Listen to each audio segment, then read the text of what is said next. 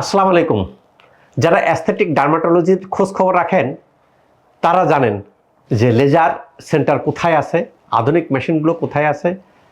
আমরা ত্বক ব্রাইটেনিং করতে চাই, ত্বক গ্লো করতে চাই। এই ত্বক গ্লো করার ক্ষেত্রে অনেক রকম মেথড কাজ করে। কেউ কার্বন ফেশিয়াল নেন, কেউ হাইড্রা ফেশিয়াল নেন, কেউ গ্লুটাথিয়ন নেন। এখন দেখা যায় কি যে এটা আসলে কেন আমার ত্বকটা ডাল হচ্ছে, আমার ত্বক ব্রাইটিং কেন হচ্ছে না, ব্রাইট কেন করতেছে না, কেন গ্লো করতেছে না, সেই কারণটাকে আগে অ্যানালাইসিস করতে হয়। না করে সব ক্ষেত্রে একই প্রযোজ্য না।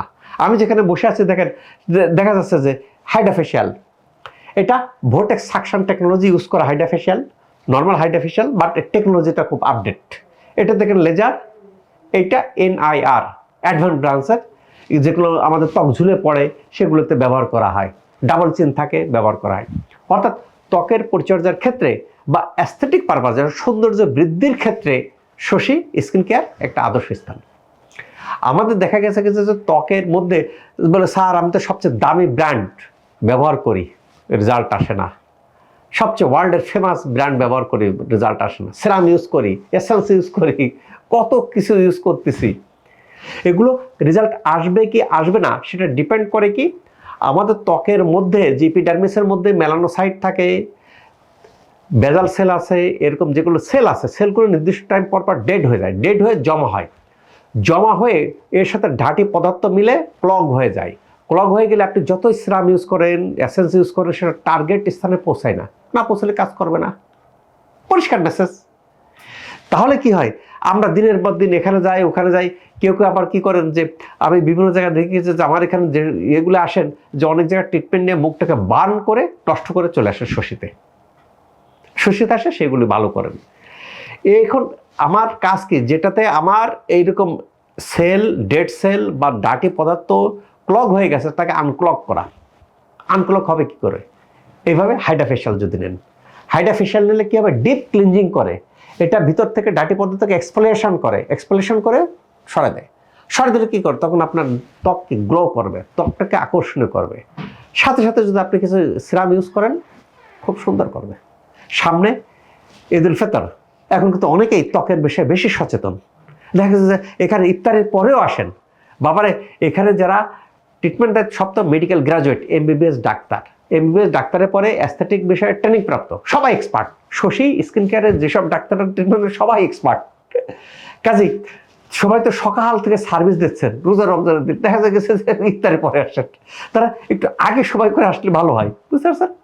কেনা এখানে একবার স্থাপিত হয়ে গেছে তার শশীতে ভালো হয়। এবার যাক বাদে যে ভালো হচ্ছে সে আরেকজনকে আনতেছেন, এরকম আনতেছেন। আবার আরেকজনকে আরেকটা কি আছে, ডিপ এক্সফোলিয়েশন করার পরে ডাটি পদার্থকে সরাই দেয়, সরাই দিলে আবার কি হয়েছে, স্কিনের টেক্সচারটা ঠিক রাখে দেয়। কেন?